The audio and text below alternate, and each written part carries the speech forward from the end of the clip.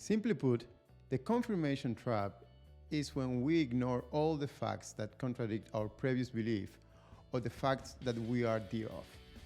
So we only pay attention to the things that we believe are right and align with the causes of events we are trying to understand.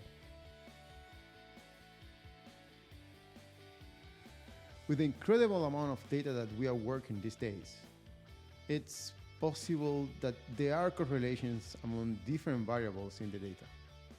These correlations may not be actual causal relationships, and furthermore, it is possible that they are not related at all. Yet, under the confirmation trap, we make connections between variables that align to the storyline we want to believe. But also, in small data sets, it's possible to dismiss relationships that may deny our beliefs and focus on those bits of information that reinforce the way we think. The social pressure that individuals face from bosses and peers, together with the tendency that organizations reward those individuals that confirm the ideas of the leadership team, reinforces the tendency of cherry-picking information that confirms the prior beliefs of the management team. But it doesn't only have to be related to the management team. There is a tendency to avoid entering in conflict with the rest of the company or the community we are involved. One particularly interesting example of the effect that social pressure has, it's a study known as the Minnesota Coronary experiment. I will put the reference to the experiment under the video.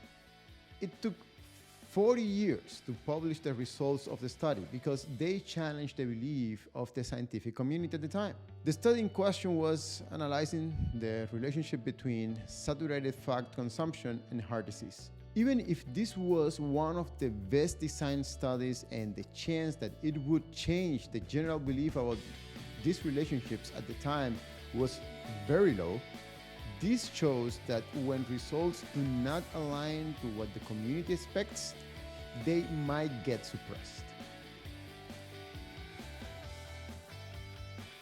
Here is some advice on how to avoid the confirmation trap.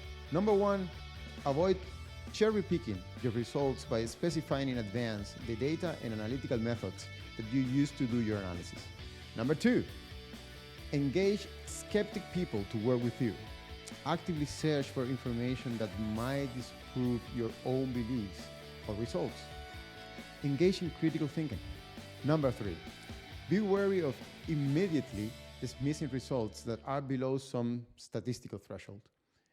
Make sure that the results that you are observing are not strongly dependent on changes in your model or the sample size. Number four, if you have the resources, leverage several teams that research different alternatives. See if all of them reach a similar conclusion. If they don't, try to understand where the differences came from. And finally, number five, test your findings. Treat them as predictions.